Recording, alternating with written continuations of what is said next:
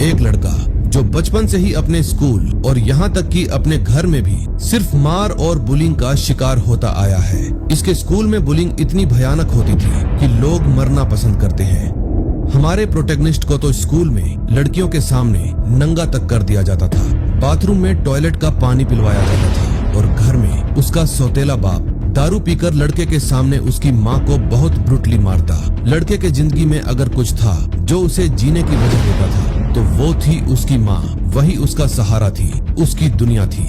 लेकिन किस्मत को शायद कुछ और ही मंजूर था। एक दिन एक हादसा हुआ, ऐसा हादसा जिसने सब कुछ बदल दिया। उसे जेल हो गई, लेकिन वहाँ भी कुछ नहीं बदला, बल्कि पहले से 2 गुना ज्यादा दर्द, ज्यादा बुलिंग और ज्यादा अत्याचार झेलना पड़ा। कहते हैं हर इंसान की सहन शक्ति की एक हद होती है और जब वो हद पार हो जाती है तो एक सीधा साधा मासूम लड़का भी दुनिया का सबसे खतरनाक, सबसे साइको इंसान बन सकता है। ये कहानी है टोनी की।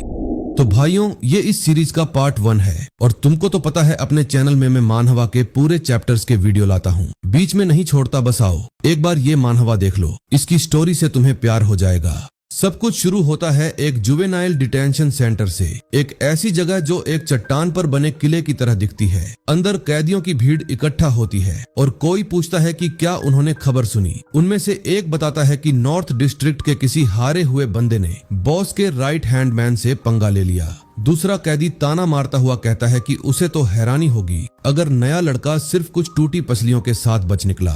उसके अनुसार इस जगह लोगों का सफाया होना आम बात है और भीड़ शो शुरू होने के लिए नारे लगाने लगती है। फिर दर्शक भी उत्तेजित होकर चीयर करते हैं और हिंसा का अच्छा नजारा देखने की उम्मीद करते हैं। लेकिन जो दृश्य दिखता है उसे देखते ही उस शख्स की मुस्कान गायब हो जाती है, क्योंकि वो एक बड़े आदमी को जमीन पर पूरी तरह पिटता हुआ देखता है, जिसके पास पलटवार करने का कोई मौका नहीं है। फिर भी जोर जोर से रुकने के लिए चिल्लाने के बावजूद पिटाई 1 सेकंड के लिए भी नहीं रुकती। कुछ लोग उस युवा को रोकने की कोशिश करते हैं, लेकिन वो खुद को छुड़ाकर बेरहमी से पिटाई जारी रखता है। जमीन पर गिरा हुआ बंदा अपने चेहरे पर एक के बाद एक क्रूर मुक्के झेल रहा होता है। उसके चेहरे पर दर्द साफ झलकता है। वो अपना बचाव करने में असमर्थ होता है और रहस्यमयी लड़ाका अपनी आंखों में आग जैसा गुस्सा लिए हमला करता रहता है। जिसने उसका गला बाहों से पकड़ रखा था उसको एक जोरदार पंच सीधे खोपड़ी में मारता है। चेहरे पर गुस्सा साफ है। वो ऐसा लगता है जैसे किसी को खड़ा नहीं छोड़ेगा। फिर वो एक पर एक लड़ाई पूरी तरह नए लड़के के खिलाफ सामूहिक झगड़े में बदल जाती है।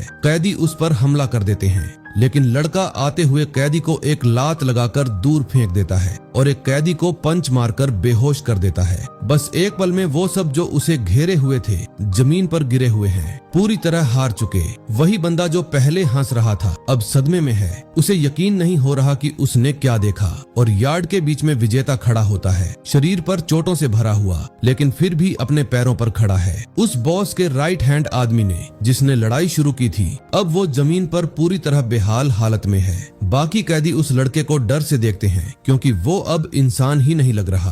कैदी डर से उसे देखते हैं और उनमें से एक कहता है कि वो किसी डरावने सपने से बाहर निकला हुआ लगता है। उस युवा की ताकत इतनी बेतुकी है जैसे वो किसी और दुनिया से तबाही मचाने आया हो। उसके चेहरे पर एक जंगली मुस्कान है। उसकी तुलना एक पागल कुत्ते से की जा रही है जो हमला करने को तैयार है। एक स्पॉटलाइट की रोशनी में लड़ाई का विजेता स्थिर खड़ा है और बाकी कैदी पीछे हट रहे हैं। उस पर लड़का सोचता है कि उसे एक भयानक जगह का पागल कुत्ता कहा जा रहा है, लेकिन वो जानता है कि ये सब उसकी असलियत को बिल्कुल गलत समझ रहे हैं। फिर वो युवा एक आयरन के दरवाजे की तरफ बढ़ता है और अपने पास्ट को याद करने लगता है, क्योंकि जो जगह वो आया था वो किसी भी डरावने सपने से कहीं ज्यादा बुरी थी। कहानी हमें एक फ्लैशबैक में ले जाती है और वो कहता है कि उसकी जिंदगी बहुत बेकार थी। सीन बदलता है और एक स्कूल हॉलवे का सीन देखते हैं, जहाँ एक छोटा मोटा लड़का जो टोनी होता है गलियारों में हड़बड़ी में भाग रहा है, ठंडे पसीने में डूबा हुआ अपनी किस्मत को कोस रहा है और कह रहा है कि सब कुछ ठीक ठाक था जब तक वो एक खास बुली से टकरा नहीं गया। एक छोटे अंधेरे कमरे में छिपकर वो पूरी ताकत से प्रेयर कर रहा है कि वो पागल उसे न ढूंढ ले।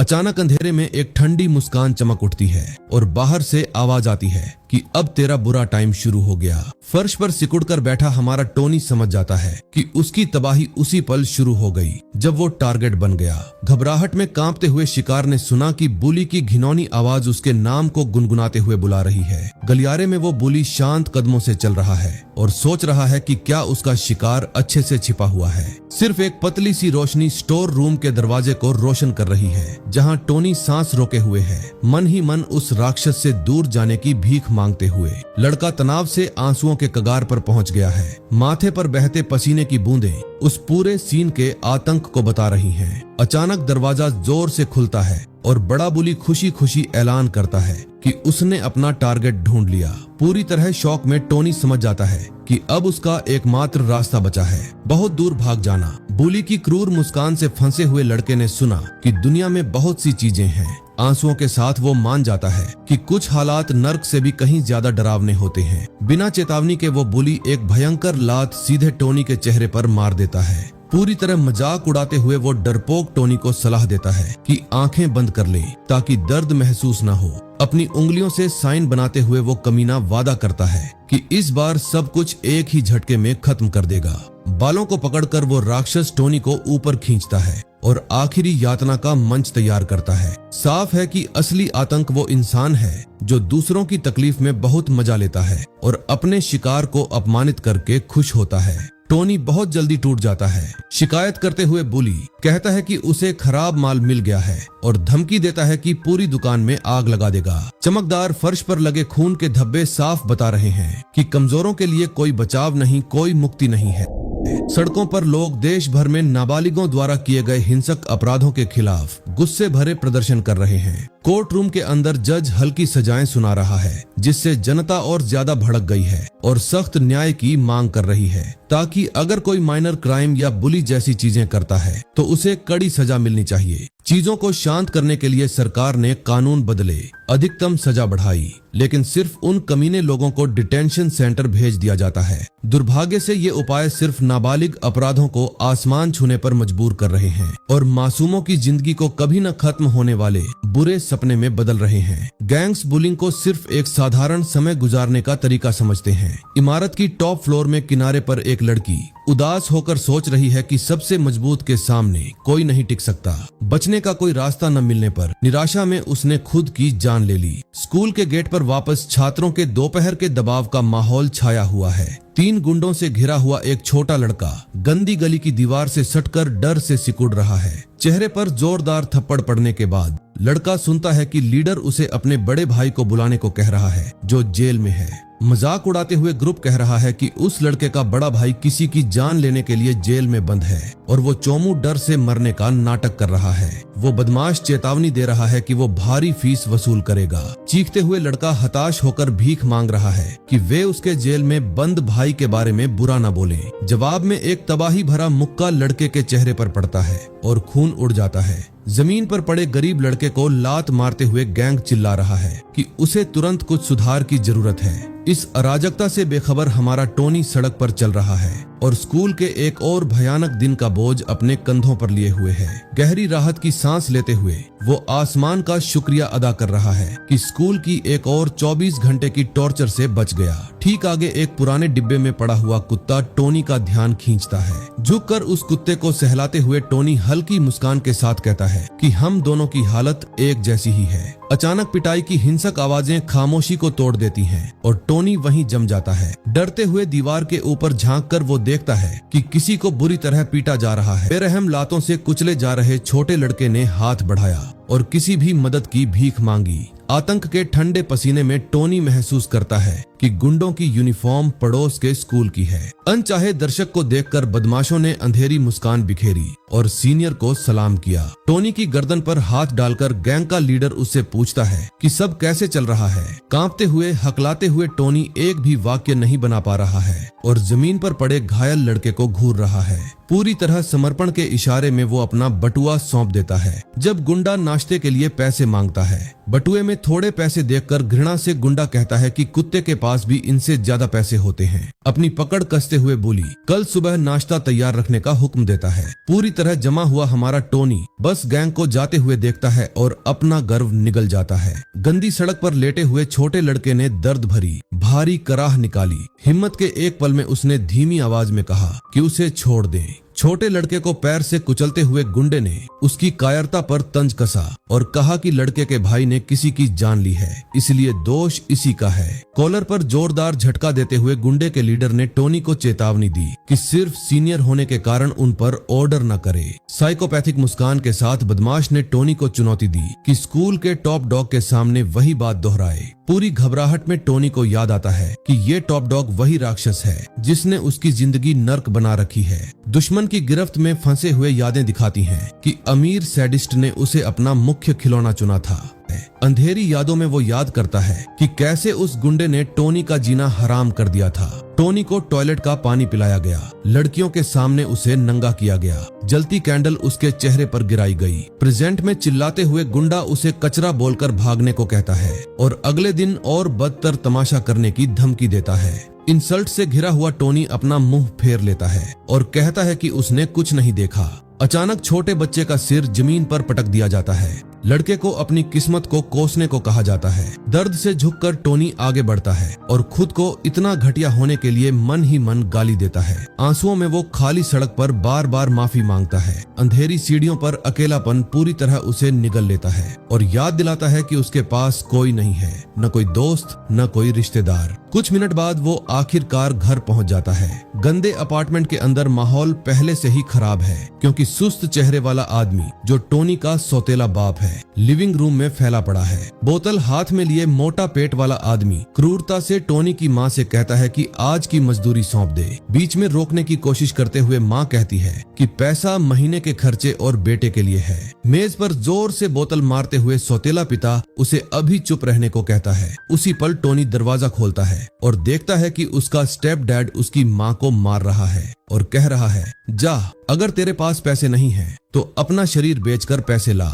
अपनी माँ को शरीर बेचने की धमकी सुनकर टोनी गेट के पास ही चुपचाप साइड हो जाता है। खुद से कहता है कि मैं ये रोक भी नहीं सकता क्योंकि मैं वीक हूँ, मुझे माफ करना माँ, मेरे पास तो पैसे भी नहीं हैं। चिल्लाते हुए उसका स्टेप डैड उसकी माँ को गंदी बेकार जानवर कहता है। ये सुनकर लड़का पूरी तरह शौक में हर गाली को छाती में छुरा की तरह महसूस करता है। डार्क मेमोरी उसके दिमाग में भर जाती है जब बुली उसे अपने जूतों से कुत्ते का पोटी साफ करने को कहते थे। पास्ट दिखाता है कि सीनियर के बूट चाटने का चरम अपमान और फिर भी शुक्रिया कहना पड़ता था। बुलीज के डार्क फिगर उसके फैमिली को टारगेट करके बोलते हैं कि ये साला कुत्ता है, इसके फैमिली वाले भी कुत्ते होंगे, तभी तो कुत्ता पैदा हुआ है। यहाँ टोनी गुस्सा हो जाता है कि कोई भी मेरी माँ के बारे में ऐसा नहीं बोल सकता।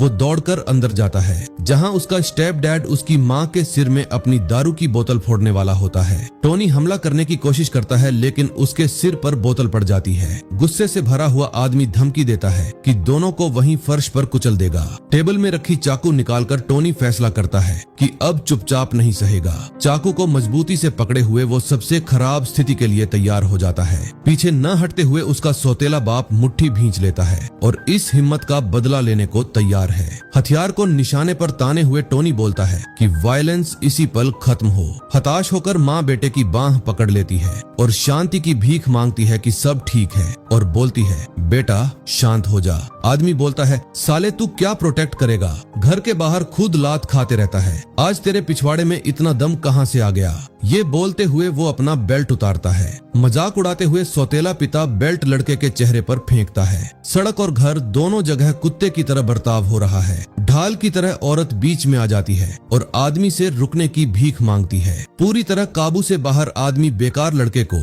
चाकू से अपनी किस्मत आजमाने की चुनौती देता है। कोई रास्ता न देखकर लड़का आंखें बंद कर लेता है और हमले के सच में होने का इंतजार करता है। बचने के लिए चाकू आगे बढ़ता है और हवा को अपनी पूरी ताकत से चीरता है। तुरंत खून छिटक जाता है और दृश्य को डरावने जीवंत लाल रंग से रंग देता है। धातु को फर्श पर गिराकर हमारा टोनी पीछे हट जाता है। पूरी तरह शौक में आंखें फैलाकर वो समझ नहीं पा रहा है कि उसने क्या कर दिया। भारी हकीकत तब समझ आती है जब पता चलता है कि उसकी अपनी माँ बीच में कूद पड़ी और हमला झेल लिया।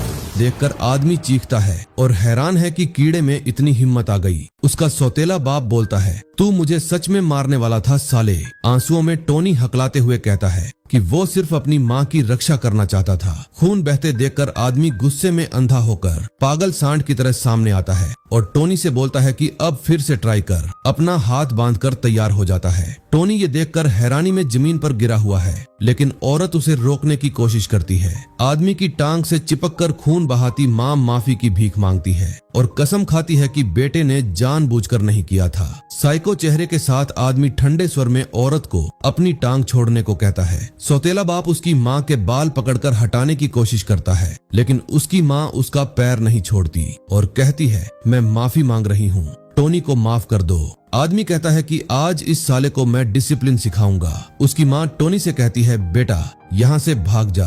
टोनी अपनी माँ से कहता है, माँ मैं आपको प्रोटेक्ट कर लूंगा। उसकी माँ कहती है, तू मेरी चिंता मत कर, तू जा यहाँ से। और टोनी उठता है, पीछे मुड़कर भागने लगता है और अपनी माँ से माफी मांगने लगता है। पछतावे और माफी से भरे खुले दरवाजे से भारी गालियां देते हुए सौतेला पिता क्रूर बदला लेने का वादा करता है। भागने के गुस्से को निकालने के लिए आदमी बेबस औरत को बेरहमी से लात मारने लगता है और कहता है कि सब तेरी वजह से हुआ है। बारिश रात के अंधेरे में निगला हुआ हमारा टोनी सिर्फ ये सोच रहा होता है कि मैं फिर से भाग गया, अपनी माँ को बचा तक नहीं पाया। वो कहता है, मुझे माफ कर देना माँ। तभी दो लड़कियां बात करते हुए गुजरती हैं, जो टोनी को अकेले रात में बारिश में रोते हुए देखती हैं। वो टोनी की दयनीय हालत पर अफसोस करती हैं। अचानक एक लड़की ने कुछ बढ़ाकर हमारे टोनी के सिर को ढक दिया। शर्म से भरा युवक चुपचाप उनसे अपना मुंह न देखने की भीख मांगता है। उसकी बात न मानते हुए लड़की दयालुता से अपना छाता उधार देने की पेशकश करती है। गर्म मुस्कान के साथ वो टोनी से कहती है कि जल्दी घर पहुंच जा, वरना सर्दी लग जाएगी। हैंडल को मजबूती से पकड़े हुए हमारा टोनी ऐसी अचानक दयालुता पर बिल्कुल स्प्लिशलेस हो जाता है। जल्दी ही दोनों लड़कियां तूफान में साथ चल पड़ती हैं। घर जाने के बारे में सोचते ही कड़वी रियलिटी जोर से टकराती है। अब उसके पास कोई सुरक्षित जगह नहीं बची है। अचानक एक हल्की भौंकने की आवाज उसका ध्यान बीच सड़क पर पड़े घायल कुत्ते की ओर खींचती है। जानवर के पास झुककर लड़का दोपहर वाला वही घायल कुत्ता पहचानता है। अपनी बदकिस्मती पर उदास होकर वो कुत्ते को सहलाता है और कहता है कि उसके पास देने के लिए खाना या छत भी नहीं है। जितना खुश हो सकता है उतना खुश छोटा कुत्ता चलने लगता है और लड़के को साथ चलने का इशारा करता है। ज्यादा विकल्प न होने पर हमारा टोनी छोटे कुत्ते के पीछे शहर की ठंडी गलियों में चलना शुरू कर देता है। पूरे शहर में तेज बारिश के बीच टोनी उसका पीछा करता रहता है। सीढ़ियों के पास एक टनल पहुंचकर दोनों को आखिरकार तूफान से बचने का परफेक्ट आश्रय मिल जाता है। छत मिलने से राहत पाकर टोनी जानवर को अंधेरे में रास्ता दिखाने के लिए धन्यवाद कहता है। छाता जमीन पर गिराकर कड़वा एहसास होता है कि ये गड्ढा अब उसका नया घर होगा। गंदे कोने में सिकुड़कर टोनी फैसला करता है कि रात यहीं बिताएगा।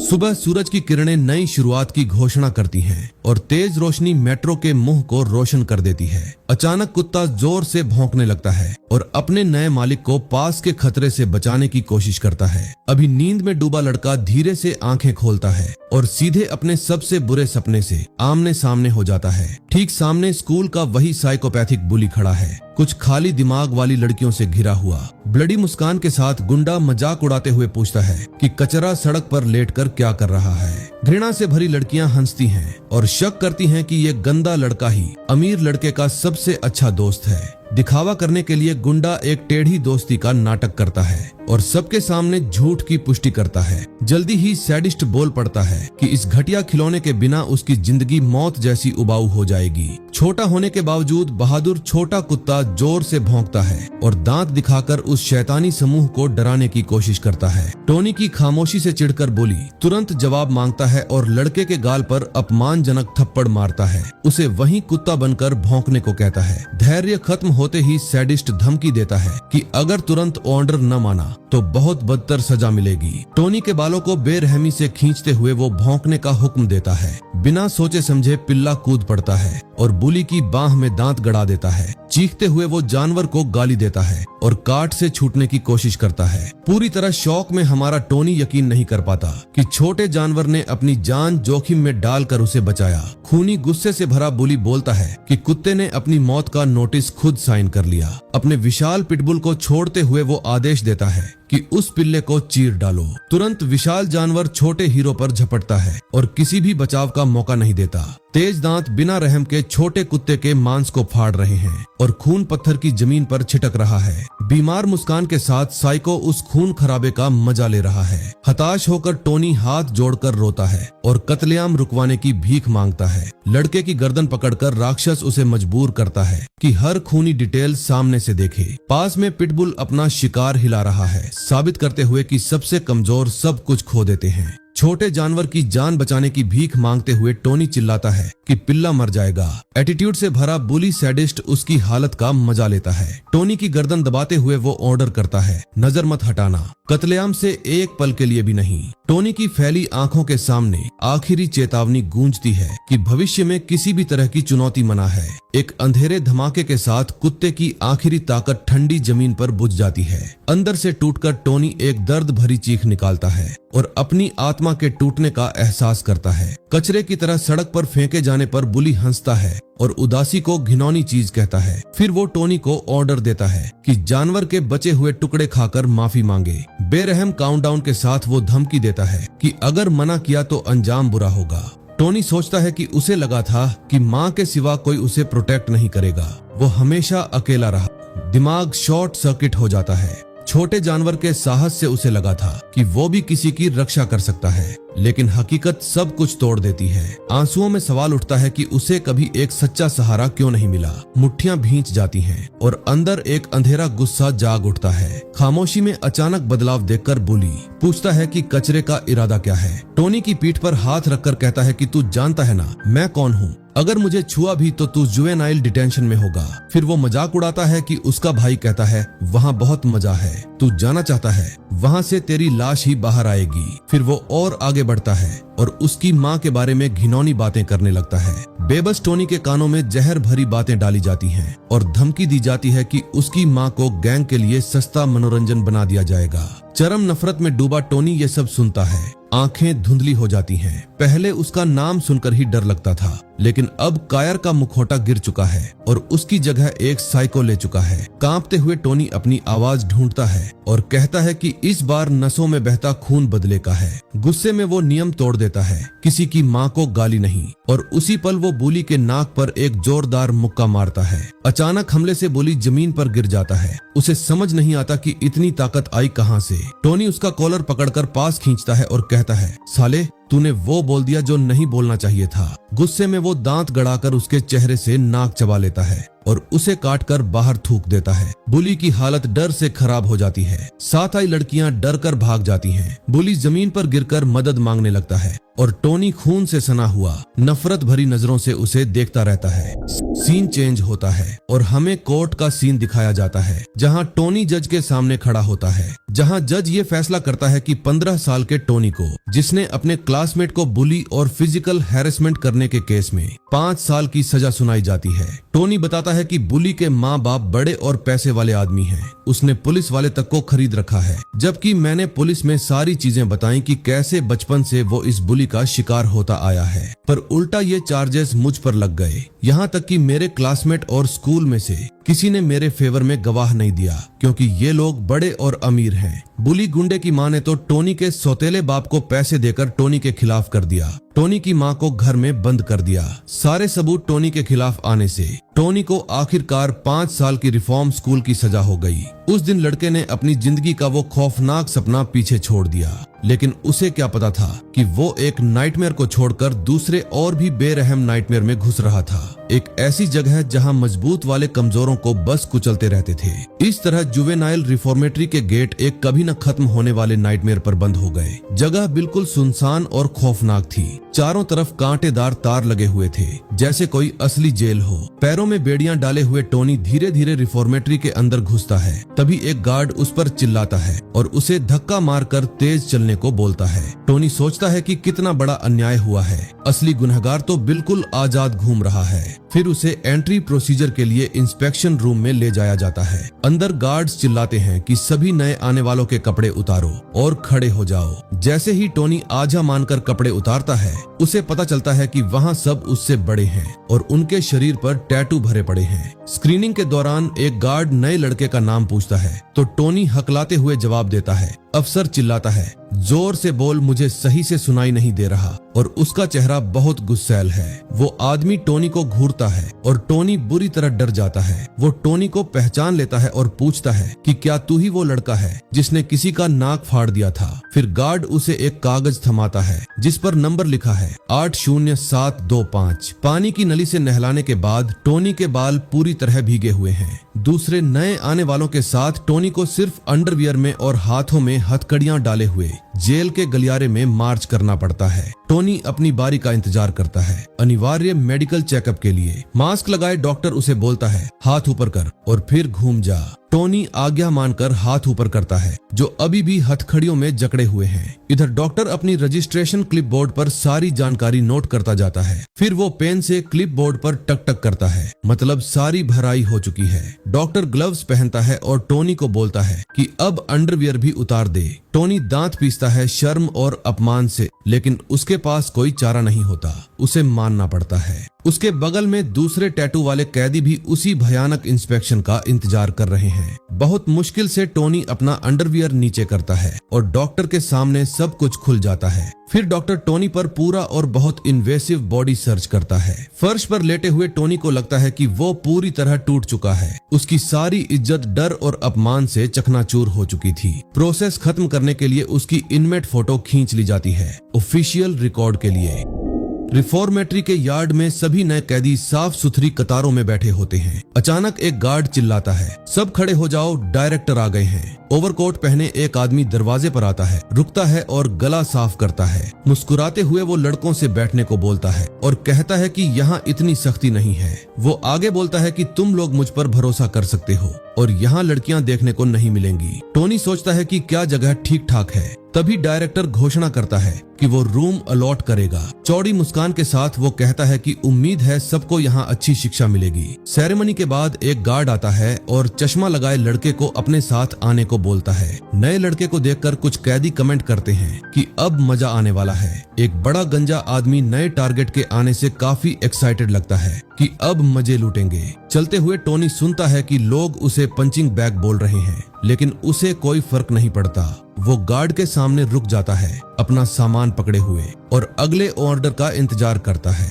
अफसर उसे सिनिस्टर मुस्कान के साथ घूरता है, जिससे टोनी को बहुत शक होता है। गार्ड ऐलान करता है कि उसने हमारे लड़के के लिए एक बहुत स्पेशल रूम तैयार किया है। वो जगह असल में रिफॉर्मेटरी के बेसमेंट में एक अंधेरी और अलग थलग सेल है। ऊपर से अफसर सॉलिटरी सेल की तरफ इशारा करते हुए कहता है कि नए लड़के को यहीं रहना है। बिना कुछ पूछे टोनी अपने नए और डरावने कमरे की तरफ बढ़ जाता है। गार्ड उसे अंदर धकेलता है और मजाक में बोलता है, मजे कर। लेकिन अंदर घुसते ही टोनी को एक कमरा मिलता है जहां बड़े बड़े सीनियर कैदी उसे घूर रहे हैं। उनमें से एक बुरी मुस्कान के साथ पूछता है, नए वाले, तेरा नाम क्या है बे? टोनी अपना नाम बताता है। सीनियर उसे घेर कर धमकी भरी नजरों से देख रहे होते हैं। तभी बिना वार्निंग के एक कैदी उसे जोरदार थप्पड़ मार देता है। हमलावर गुस्से से चिल्लाता है और लड़के का आइडेंटिफिकेशन नंबर जानना चाहता है। खून बहते होठों के साथ चश्मा लगाए टोनी जवाब देता है, मेरा नंबर है 80725। ग्रुप का लीडर ऐलान करता है कि अब थोड़ा सा इनिशिएशन रिचुअल शुरू करते हैं। स्थिति देखकर टोनी पूरी तरह डर के मारे जड़ हो जाता है। फिर वे टोनी का सिर नीचे दबाते हैं और बोलते हैं,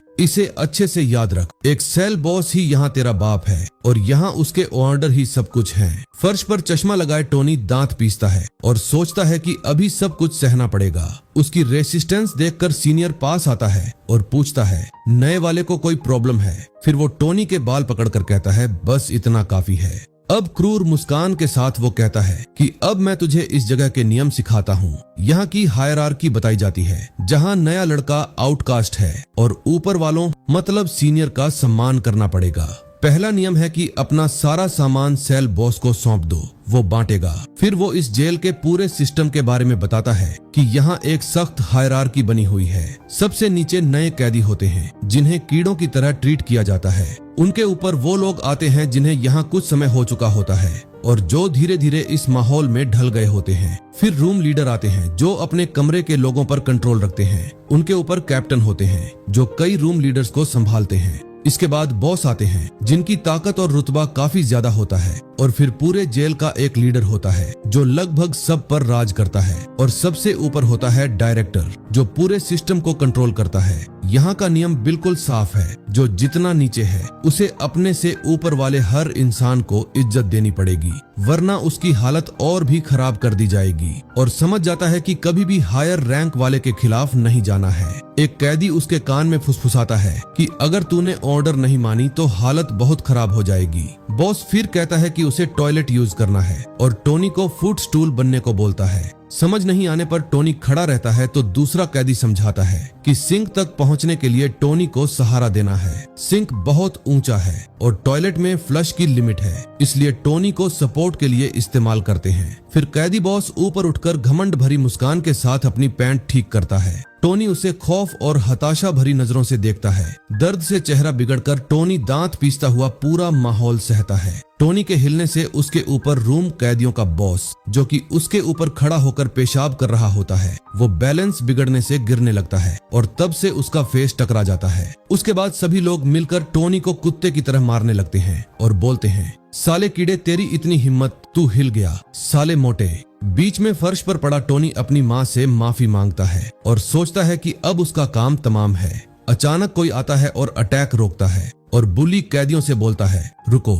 एक ठग कंफ्यूज होकर पूछता है, ये कौन है और ये इस बच्चे की क्यों रक्षा कर रहा है? चश्मा वाला आदमी मुस्कुराते हुए कहता है कि वो लड़के को सबक सिखाने वाला है। टाइम में यही तो करते हैं। तीसरा भी बोलता है, चलो यार वरना सीन मिस कर देंगे। उसी टाइम टोनी मसाकी से पूछता है, ये क्या है और किस बारे में बात हो रही है? मसाकी टोनी को बुलाता है कि उसके साथ आए और सब कुछ क्लोज से देखने को बोलता है। फिर वो टोनी को एक जेल का मैप दिखाया जाता है और बताता है कि इस जेल 4 विंग में बांटा हुआ है, जिसमें आता है north wing, south wing, east wing और वेस्ट विंग। मसाकी बताता है कि ये रिफॉर्मेटरी की असली सच्चाई है।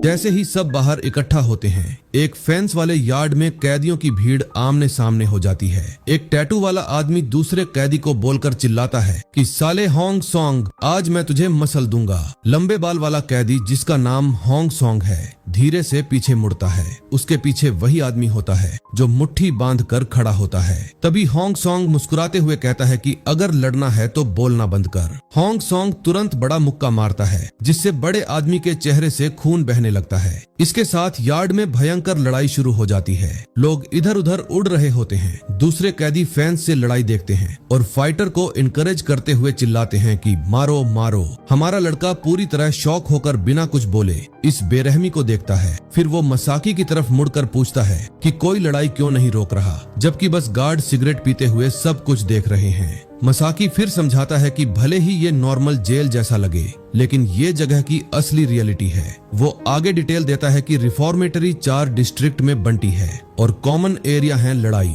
चलते हुए मसाकी सबसे जरूरी नियम बताता है कि यहाँ मुक्के ही चलते हैं। टोनी समझ नहीं पाता और अपने नए दोस्त से बेहतर तरीके से समझाने को कहता है। इससे मसाकी बताता है यहाँ सिर्फ ब्रूट फोर्स ही मायने रखती है और जितना तू मजबूत होगा उतना ऊंचा स्टेटस होगा। सबसे मजबूत वाला गार्ड की जगह सबसे स्ट्रांग कैदी भी संभाल सकता है और दूसरे कैदियों को कंट्रोल कर सकता है। इससे गार्ड्स का काम आसान हो जाता है, इसलिए वे कैदियों के बीच होने वाली किसी भी फाइट में दखल नहीं देते जब तक कोई खत्म न हो जाए। ऑफिसर सारी हिंसा पर आंखें बंद कर लेते हैं। वो अपनी बात खत्म करते हुए कहता है कि ठीक वैसा ही जैसा हम अभी देख रहे हैं। फेंस के पास कैदी गुस्से से चिल्लाते हैं और हारने पर फाइटर को धमकाते हैं। यार्ड में होंग सॉन्ग एक साथ 4 विरोधियों से लड़ रहा है। अपनी स्किल दिखाते हुए वो आसानी से एक अटैक ब्लॉक कर लेता है और काउंटर अटैक की तैयारी करता है। विरोधी सैडिस्टिक मुस्कान के साथ मुस्कुराता है, भले ही वो फाइट में डिसएडवांटेज पोजीशन में हो,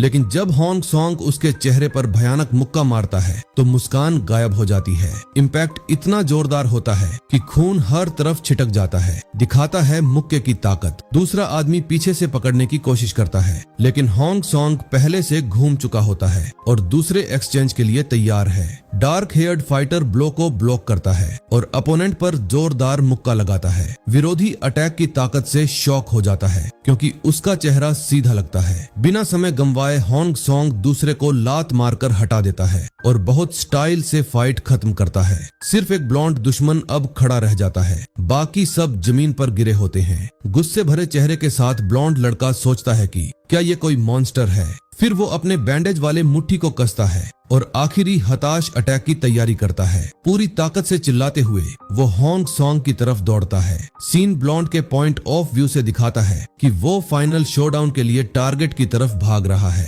लेकिन होंग डॉज करता है और परफेक्ट ब्लो लगाता है जो विरोधी को जमीन से ऊपर उठा देता है। इम्पैक्ट से ब्लॉन्ड वाले का शरीर पीछे की तरफ वायलेंटली फेंक जाता है और खून छिटकता है। फिर हम विजेता को देखते हैं जो हाँफते हुए अपने हारे हुए विरोधी के शरीर के ऊपर खड़ा है। भाइयों, ये बाकी की तरह क्यों लग रहा है मेरे को? फाइट खत्म होने पर वो चुपचाप अपना शर्ट उठाता है जो यार्ड के फर्श पर पड़ी थी। फाइटर शर्ट को कंधे पर डाल लेता है जबकि कैदियों की भीड़ उसे देख रही है। सब होंग की ताकत से इम्प्रेस हो जाते हैं और उसका नाम जयकारों के साथ सेलिब्रेट करते हैं। टोनी युवक ये सब देखकर पूरी तरह हैरान है। वो सोचता है कि फाइट का विनर तो नॉर्मल इंसान भी नहीं लगता। इधर होंग अपनी क्रशिंग जीत के बाद हल्की कॉन्फिडेंट मुस्कान दिखाता है। उसकी आंखों में डार्क इंटेंसिटी है जो दिखाती है कि वो बहुत खतरनाक है। फिर सीन चेंज होता है। बिस्तर पर हमारा लड़का फाइट के बारे में सोचता है कि वो कितना औसम था और चाहता है कि काश उसे भी थोड़ी ऐसी ताकत मिल जाए। वो उस फाइटर का 0.5% भी बनाना पसंद करता है।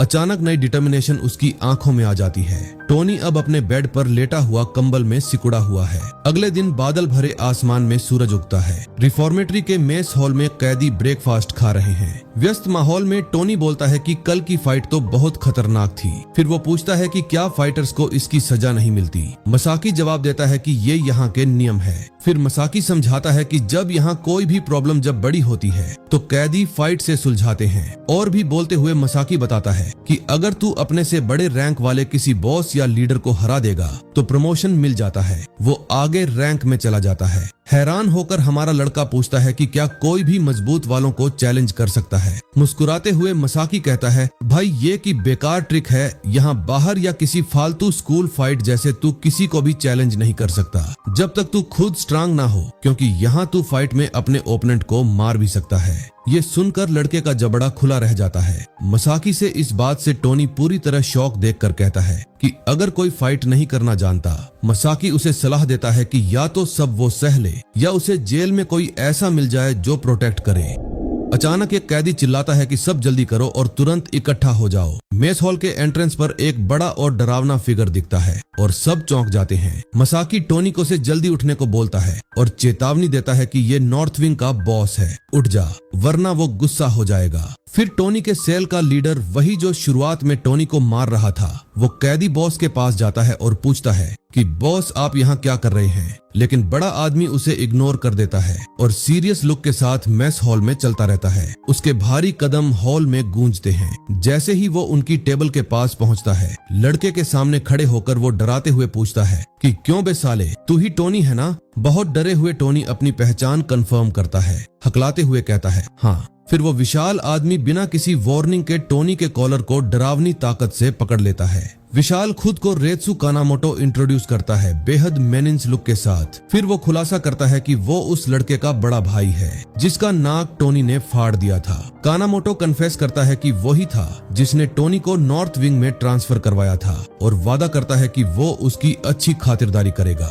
वो सबको चेतावनी देता है कि ये लड़का अब सिर्फ उसका शिकार है और किसी ने भी इसे जान से मारने की हिम्मत की तो वो उसे ही जान से मार देगा। चेतावनी के बाद कानामोटो टोनी को बिना दया के जोर से फर्श पर फेंक देता है। एक कैदी सीन को डिस्गस्टिंग मुस्कान के साथ देखता है और कमेंट करता है कि मजा आ गया। मसाकी लड़के को उठाने में मदद करता है और उसे नॉर्थ विंग बॉस के पिछले टारगेट के बारे में चेतावनी देता है और बताता है कि उसने अपने पिछले शिकार को इसी तरह से मार दिया था। बाद में हमारा लड़का अकेला बाथरूम साफ कर रहा है और सोच रहा है कि जगह कितनी शांत है। एक पल के लिए वो सोचता है कि शायद यहाँ वो सुरक्षित है क्योंकि आसपास कोई नहीं है, लेकिन अचानक एक लात से दरवाजा जोर से खुल जाता है। दिखाता है कि वो अब अकेला नहीं है।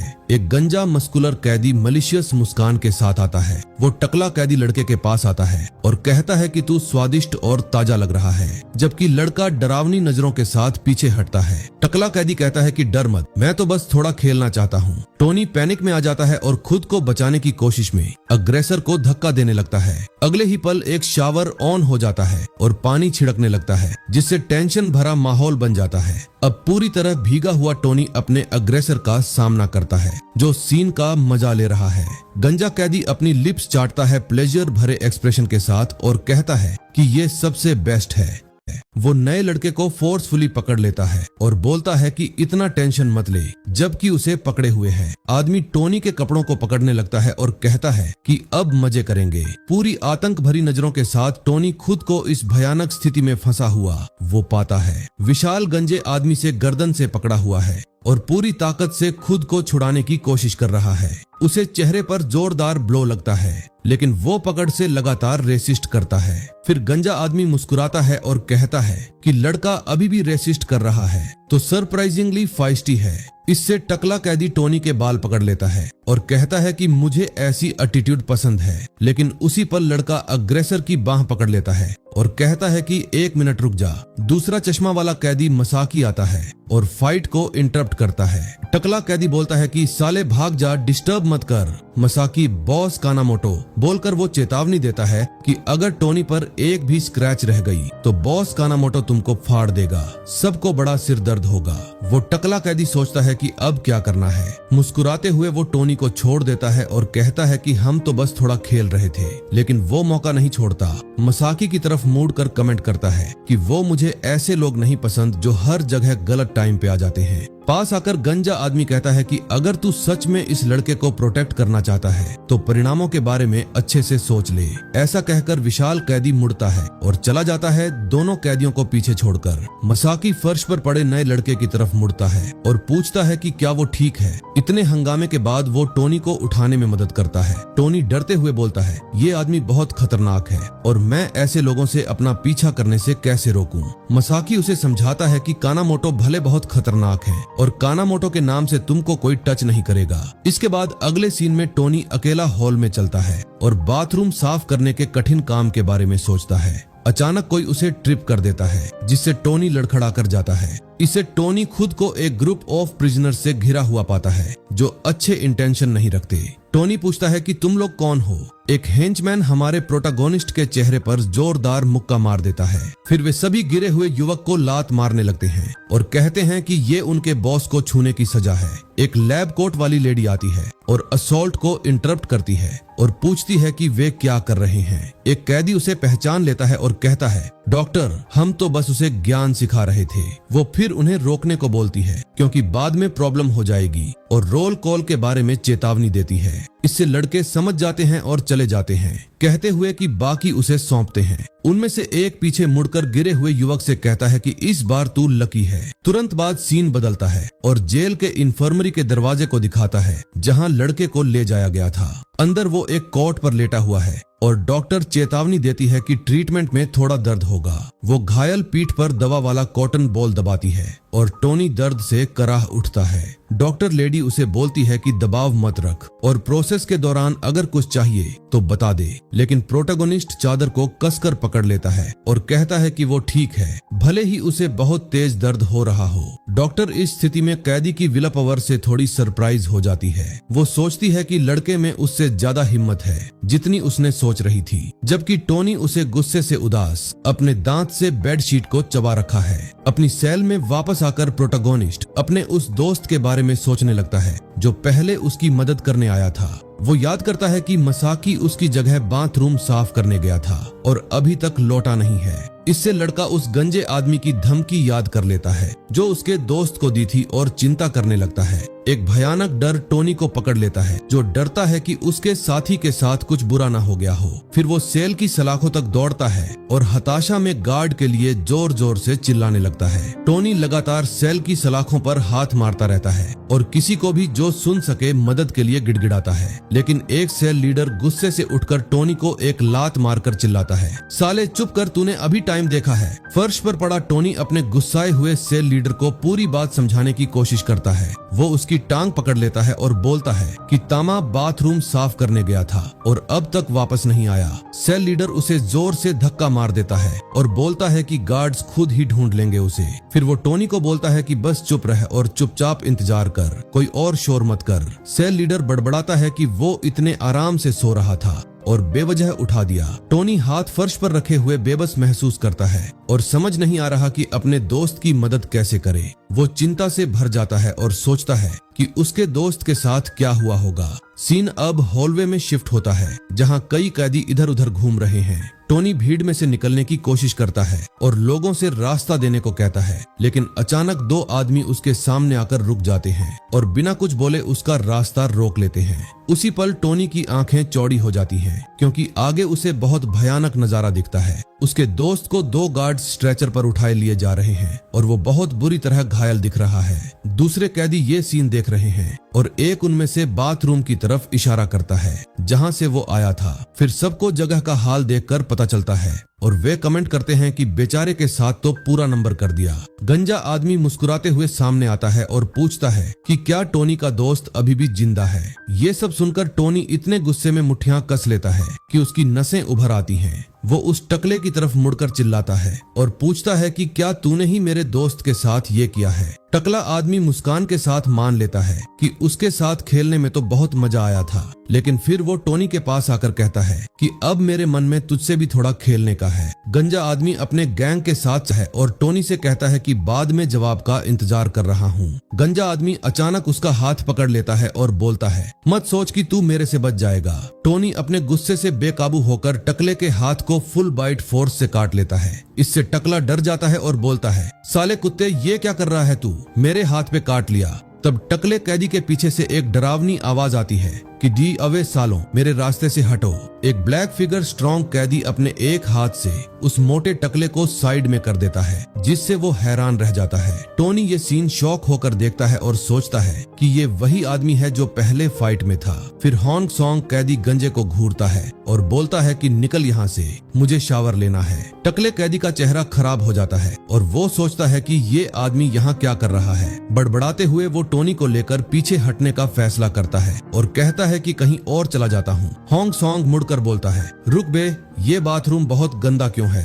पीठ घुमाकर गंजा खुद से बड़बड़ाता है कि कितना इरिटेटिंग आदमी है, लेकिन जाते जाते वो टोनी को लात मारता है और चिल्लाता है कि तेरे काम है फर्श साफ करना। फिर टकला कैदी टोनी की तरफ देखकर चेतावनी देता है कि हमारे बीच का मामला अब भी खत्म नहीं हुआ। टोनी चुपचाप खड़ा रहकर उस आदमी को देखता है जिसने अनजाने में उसे मुसीबत से बचाया। सीन अब बाथरूम के ड्रेन में बहते पानी पर शिफ्ट होता है। जैसे ही जगह शांत होती है, टोनी शावर ले रहे उस आदमी को देखता है और सोचता है कि ये आखिर कौन है जो नागा को भी डरा देता है। नागा वही टकले कैदी का नाम है। वो सोचता है कि अगर वो इतना स्ट्रॉन्ग होता तो अपने दोस्त की हेल्प कर पाता।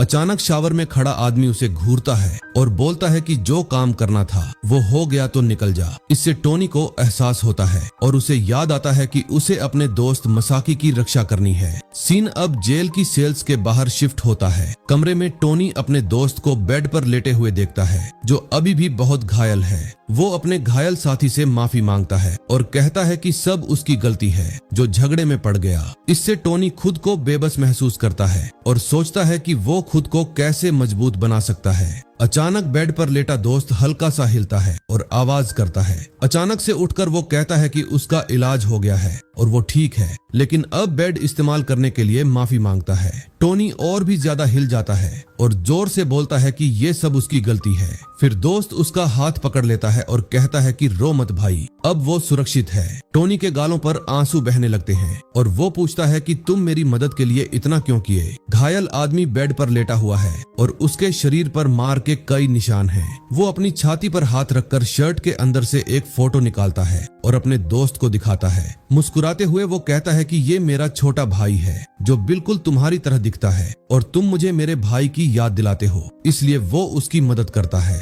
वो फोटो दिखाते हुए बताता है कि उसका भाई स्कूल में बहुत शर्मीला होने की वजह से बुलिंग का शिकार होता था। फिर मसाकी खुलासा करता है कि एक दिन गुस्से में मेरे भाई ने एक बुली को जान से मार दिया और उसने अपने भाई के अपराध का जिम्मा खुद ले लिया था, जिसकी वजह से वो यहाँ पहुँचा। वो सोचता है कि अब उसका भाई कैसा होगा और क्या वो बाहर नॉर्मल जिंदगी जी रहा होगा। टोनी फोटो में लड़के को पहचान लेता है और शॉक होकर बोलता है ये बंदा तो उसे याद आता है जो स्कूल के गेट पर बुलिंग का शिकार हो रहा था। मसाकी अपने दोस्त की रिएक्शन से हैरान होकर पूछता है कि क्या तू मेरे भाई को जानता है। आशा भरी नजरों से वो बार बार पूछता है कि उसका भाई कैसा था। टोनी जबरन मुस्कुराता है और झूठ बोलता है कि उसका भाई अपने दोस्तों के साथ खूब मस्ती करता था। झूठ सुनकर दोस्त राहत की सांस लेते हुए मुस्कुराता है और कहता है कि जो उसने किया वो गलत नहीं था। फिर गुस्से में टोनी उठ खड़ा होता है और कहता है कि वो टकले नागा की रिपोर्ट करेगा, लेकिन उसका साथी उसे रोक लेता है, ऐसा ना करने को बोलता है। टोनी अपने दोस्त की रिएक्शन से कंफ्यूज हो जाता है और जोर से पूछता है कि वो ऐसा क्यों नहीं कर सकता।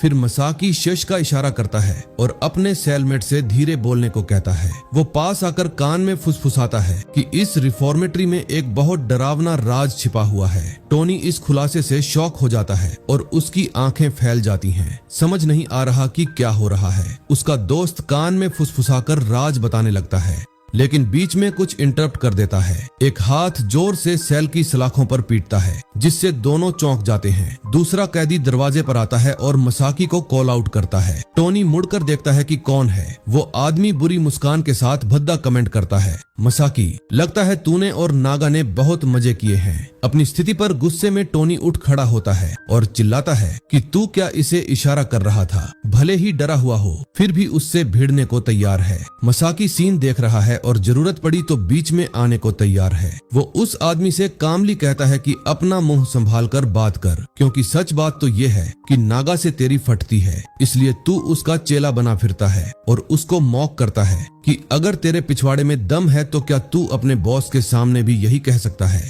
जिससे वो पीछे हट जाता है। अजीब तरीके से कैदी टॉपिक बदलता है और कहता है कि वो ब्रेक लेने जा रहा है और अपने ग्रुप के साथ चला जाता है। टोनी अपने दोस्त की तरफ मुड़ता है और पूछता है कि तू इस स्थिति में इतना शांत कैसे रह सकता है। बेड पर लेटा लड़का समझाता है कि इस जगह में सरवाइव करने के लिए अपनी असली पहचान छुपानी पड़ती है। वो आगे कहता है कि जो भी तेरे पास है उसका इस्तेमाल करके आगे बढ़ना पड़ता है। इससे टोनी पूछता है कि क्या ये उसी राज से जुड़ा है जिसे वो बताने वाला था। मसाकी फिर उसे तुरंत चुप रहने को बोलता है और अगले दिन इन्फर्मरी साथ जाने को बोलता है और गुड नाइट कहता है। सीन अब रिफॉर्मेटरी के डोर्म में है, जहां टोनी बंक बेड बना रहा है। अंधेरे में एक जोड़ी आंखें चुपचाप सब देख रही हैं। रात बहुत अंधेरी है और पूरा चांद बादलों भरे आसमान को रोशन कर रहा है। हम एक युवक को बेड पर लेटे हुए देखते हैं जो हल्का हल्का खांस रहा है और बहुत चिंतित नजर आ रहा है। वो नीचे देखता है और सोचता है कि क्या उसका बंकमेट ठीक है। उसका दोस्त मसाकी बुरी तरह पीटा गया है और उसे वो सलाह याद आती है कि सब चुपचाप सह ले। इससे लड़का सोचता है कि क्या ये सच में खुद को बचाने का सबसे अच्छा तरीका है। वो फिर सोचता है कि अगर वो उस दूसरे आदमी जैसा मजबूत हो जाए तो अच्छा रहेगा। लड़का याद करता है कि वहाँ का सबसे ताकतवर नागा भी उस आदमी से डरता था। वो याद करता है कि कैसे उसने एक साथ 4 लड़कों से लड़ाई की थी। उस जोरदार फाइट की याद उसके दिमाग में आती है और वो डर जाता है। उसी पल वो बेड पर लेटे लेटे फाइटिंग मूव्स की नकल करने लगता है, लेकिन जल्दी ही उसे पता चलता है कि ये बेकार है, क्योंकि उसके पास वैसी ताकत नहीं है। हताश होकर टोनी बेड में सिकुड़ जाता है और समझ नहीं पाता कि इस जगह में सुरक्षित कैसे रहा जाए। अगले सीन में इमारत के बाहर रात में जोर की बारिश शुरू हो जाती है। इधर हॉलवे में मसाकी को उसका साथी और सामने डॉक्टर इन्फर्मरी ले जा रहे हैं। टोनी उसे बोलता है कि टाइम की चिंता मत कर और उसे सहारा देकर चलने में मदद करता है। अचानक कैदी को कुछ हरकत दिखती है और वो डर जाता है क्योंकि इस वक्त सबको सोना चाहिए था। ठीक सामने सूट पहने एक आदमी कुछ गार्ड्स के साथ उसकी तरफ आ रहा है और ये डायरेक्टर होता है जो अपने गार्ड्स के साथ था। डायरेक्टर को कुछ अजीब लगता है और पूछता है कि नया लड़का और डॉक्टर यहाँ क्या कर रहे हैं। डॉक्टर कोंडा बताती है कि सर मसाकी ठीक नहीं है इसलिए उसे इन्फर्मरी ले जा रही हूँ। उसी पल डायरेक्टर मसाकी से पूछता है कि क्या हो गया, कुछ गड़बड़ तो नहीं है। मसाकी बोलता है नहीं सर, बस पुरानी चोट खुल गई थी, लेकिन कोई बड़ी बात नहीं है, सब ठीक है। फिर जनरल डायरेक्टर स्थिति समझ जाता है और उन्हें जाने देता है। संदिग्ध मुस्कान के साथ वो मुड़कर लड़के से कहता है कि अपना ख्याल अच्छे से रखना। वे चले जाने के बाद टोनी मसाकी से पूछता है कि तूने नागा के बारे में कुछ क्यों नहीं बताया। टोनी कहता है कि इस बेकार जगह में किसी पर भरोसा नहीं किया जा सकता। वो फिर अपने दोस्त के कान में फुसफुसाता है, हाँ इस जेल में अवैध और नशीली दवाएं बनाए जा रहे हैं। टोनी इस खुलासे से शॉक हो जाता है और बोलता है लेकिन ये तो क्राइम है और पूछता है कि ये काम कौन कर रहा है। मसाकी कहता है कि अभी नहीं पता, लेकिन अगर वो इसके मास्टरमाइंड को एक्सपोज कर देगा तो इस सीक्रेट से उसे जो चाहिए वो मिल जाएगा। आखिर में वो अपने साथी से कहता है कि इस राज को किसी और को मत बताना। जैसे ही वे हॉलवे में आगे बढ़ते हैं, कोई छाया में से उन्हें चमकती आंखों से देख रहा होता है। आखिरकार दोनों लड़के रिफॉर्मेटरी की इन्फर्मरी रूम में पहुंच जाते हैं। डॉक्टर मसाकी की बांह पर घावों का बहुत ध्यान से इलाज शुरू करती है। अचानक दो गार्ड्स कमरे में घुस आते हैं, जिससे डॉक्टर और पेशेंट दोनों हैरान रह जाते हैं। एक गार्ड मसाकी को और कहता है कि उसे बाहर के अस्पताल ले जाएगा, जहां अच्छे से उसका इलाज होगा, लेकिन मसाकी ऑफर ठुकरा देता है और उसका दोस्त टोनी कंफ्यूज हो जाता है क्योंकि बाहर का अस्पताल बेहतर होता है, तो मसाकी मना क्यों कर रहा है। डॉक्टर बीच में आती है, गार्ड की बांह पकड़ लेती है और मसाकी की जिम्मेदारी खुद ले लेती है, लेकिन इससे गार्ड गुस्सा हो जाता है और डॉक्टर को धमकाता है कि अगर तुम अपनी जॉब चाहती हो तो बीच में टांग मत अड़ाओ। डॉक्टर का चेहरा अंधेरा हो जाता है और वो गार्ड के प्रेशर के आगे झुकती दिखती है। कोई चारा न देखकर मसाकी सहयोग करने का फैसला करता है और गार्ड्स के साथ जाने को तैयार हो जाता है। उसका दोस्त टोनी उसे ख्याल रखने को बोलता है और कहता है कि वो उसका इंतजार करेगा। मसाकी बस गंभीर चेहरे के साथ अपने साथी को देखता है। साथी मौके का फायदा उठाकर उसे याद दिलाता है कि सब चुपचाप सह ले, जैसा उसने कहा था, लेकिन लड़का चेतावनी देता है कि वो खुद को बचाने वाला एकमात्र वो खुद है और किसी पर भरोसा मत करना। इस आखिरी चेतावनी के साथ गार्ड्स आखिरकार युवक को इन्फर्मरी से बाहर ले जाते हैं। टोनी उसे देखता हुआ मुस्कुराता है और सोचता है कि अब उसके साथी की चोटें ठीक हो जाएंगी। वो हॉलवे में चलता है और मानता है कि अगर बाहर के डॉक्टर उसके चोट को देखकर बता देंगे कि उस पे बुली हुआ है, जिससे हमलावर को आखिरकार सजा मिलेगा जो वो डिजर्व करते हैं। अगले दिन सूरज चमकदार तरीके से उगता है और कांटेदार तारों से घिरे यार्ड को रोशन करता है। लंच टाइम पर सभी कैदी लंबी लाइन में खड़े होकर अपना खाना ले रहे हैं। टोनी अपनी ट्रे लेता है और सोचता है कि उसका दोस्त अस्पताल से कब लौटेगा। इधर टेबल पर एक कैदी बुरी मुस्कान के साथ दूसरे को एक अफवाह सुनाता है। वो कहता है कि पिछली रात किसी ने भागने की कोशिश की और कोशिश में ही खत्म कर दिया गया। कहानी सुनाने वाला बहुत खुश लग रहा है। कान से कान तक मुस्कुराते हुए वो खुलासा करता है कि भागने वाला मसाकी तामिया था। ये सुनकर टोनी शॉक हो जाता है और उसकी ट्रे हाथ से छूटकर फर्श पर गिर जाती है। वो पूरी तरह जड़ होकर मेस हॉल के बीच में खड़ा रह जाता है। उसके हाथ कांप रहे हैं। उसका दिमाग इस खबर को प्रोसेस नहीं कर पा रहा कि उसका इकलौता दोस्त चला गया। मेस हॉल में सब लोग उस लड़के को देख रहे हैं जो बिना किसी रिएक्शन के खड़ा है। वो सोचता है कि क्या मसाकी मर गया। फिर वो अपने आप को समझता है कि ये गलती होगी, क्योंकि मसाकी तो इलाज के लिए अस्पताल गया था। अचानक कुछ गार्ड्स चुपचाप मेस हॉल से गुजरते हैं। कैदी ऑफिसर की हरकतों को देख रहे हैं। लगता है वे किसी को ढूंढ रहे हैं। हेड गार्ड शिरो कात्सामादा सामने आता है और एक कैदी उम्मीद करता है कि ये उसके बारे में न हो। ऑफिसर अपना सिर घुमाता है और जहां से हंगामा शुरू हुआ था उसी तरफ देखता है। वो हॉल के बीच में रुक जाता है और सभी कैदियों को ऐलान करने की तैयारी करता है। गार्ड ऐलान करता है कि मसाकी तामिया पिछली रात भागने की कोशिश की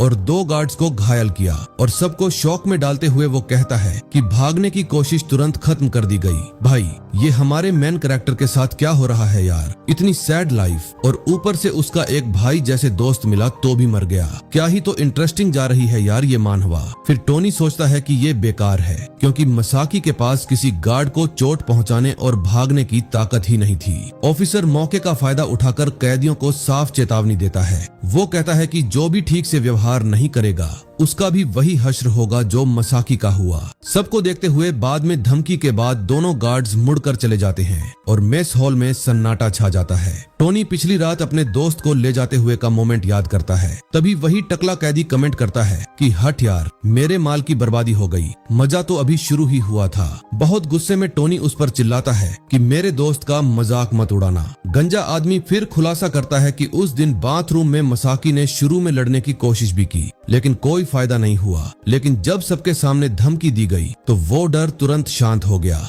और खुद को मेरे को सौंप दिया। टकला कैदी फिर कहता है कि उसने सोचा था वो हम तीनों मिलकर खेलेंगे, पर वो साला तो पहले ही मर गया। टोनी नफरत भरे गुस्से से फट पड़ता है। टोनी गंजे आदमी की तरफ दौड़ता है और उसे मुक्का मार देता है। मुक्का सीधा बड़े आदमी के चेहरे पर लगता है जो मुश्किल से हिलता है। पलक झपकते ही टोनी को जोरदार काउंटर अटैक सीधे मुंह पे लगता है जिससे वो बुरी तरह घायल हो जाता है। एक पावरफुल लात से टकले कैदी ने टोनी को उड़ा देता है और वो मेस हॉल के बीच में जा गिरता है।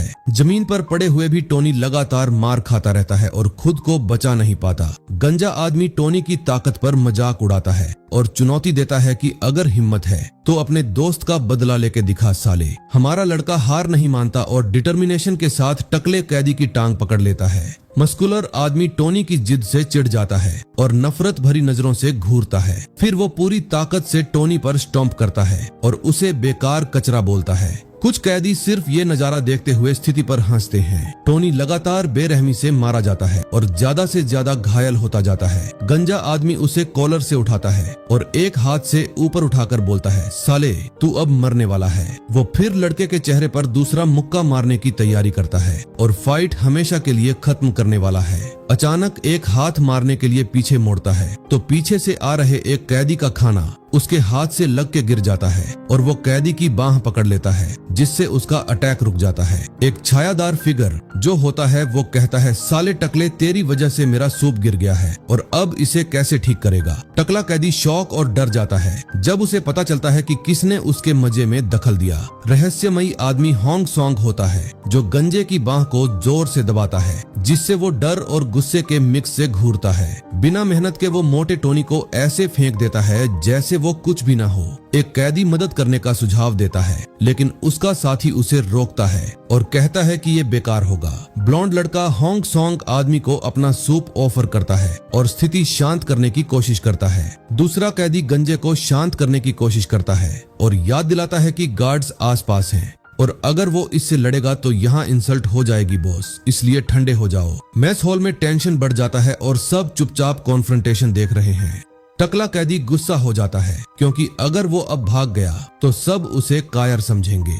इधर टोनी फर्श पर बुरी तरह पीटा हुआ पड़ा है और लगभग बेहोश हालत में है। फिर रहस्यमयी आदमी होंग सॉन्ग कोजो टोनी से कहता है कि अगर तू अभी भी जिंदा है तो अपनी चोटों का इलाज कराने चला जाए और बोलता है कि मसाकी भी चाहता थे कि तुम जिंदा रहो। ये सुनकर टोनी अपने दांत दबा लेता है और नफरत और दर्द भरी नजरों के साथ टोनी को रिएक्ट करने की ताकत मिल जाती है। डार्क हेयर्ड आदमी फिर मुड़ता है और खाना खाने के लिए जाने लगता है। फर्श पर लेटा घायल टोनी हाथ छाती पर रखे हुए सीन देखता है। बहुत दर्द महसूस करते हुए वो मुश्किल से उठता है और आने वाली मुसीबत से दूर हट जाता है। होंग सॉन्ग के सामने वही टकला कैदी खड़ा होता है जिससे होंग सॉन्ग रुक जाता है जो अपना खाना की ट्रे पकड़े हुए है। धमकी भरी नजरों के साथ वो टकले कैदी को तुरंत रास्ते से हट जाने का ऑर्डर देता है। गंजा आदमी लड़के के एटीट्यूड से चौंक जाता है और एक पल के लिए बोल नहीं पाता। फिर वो आगे बढ़ जाता है। तभी अपमान से गुस्सा होकर टकला कैदी चिल्लाता है कि रुक जा साले। उसका चेला उसे को शांत करने की कोशिश करता है लेकिन वो लड़ने के लिए पूरी तरह तैयार दिखता है। होंग सॉन्ग उसे बोलता है कि क्या वे तू मेरे से फाइट करना चाहता है और पूछता है कि क्या तू ह्यूमिलिएट होना चाहता है। गंजा आदमी शक और गुस्से से बोलता है, तेरे को क्या लगता है मैं तुझे नहीं हरा सकता। स्थिति और खराब होने वाली है। टोनी दूर से देख रहा है और सोच रहा है कि ये टकला कैदी भी बहुत स्ट्रॉन्ग है। क्या ये इतने सारे ओपोनेंट को हरा सकता है। हॉन्ग सॉन्ग कहता है कि रास्ते में मत आ क्योंकि उसका खाना ठंडा हो रहा है और उसे इग्नोर कर देता है। अंधे गुस्से में टकला कैदी चार्ज करता है और चिल्लाता है कि साले तुझे मैं बताता हूँ, रुक। दूसरे कैदी एक्साइटेड हो जाते हैं और फाइट जीतने वाले पर बैटिंग शुरू कर देते हैं। टकला कैदी फिर पूरी ताकत से एक पावरफुल मुक्का ओपोनेंट पर मारता है, लेकिन हॉन्ग सॉन्ग आसानी से बच जाता है और कहता है कि वो ट्रेनिंग इसलिए करता है ताकि अब कभी हारे नहीं। गंजा आदमी गुस्सा हो जाता है कि वो सिर्फ बच रहा है और बोलता है कि भागना बंद कर और मर्दों की तरह सामने से फाइट कर। गंजा आदमी मुक्का मारने की कोशिश करता है, लेकिन डार्क हेयर्ड लड़का टेबल का इस्तेमाल करके डिफेंड कर लेता है।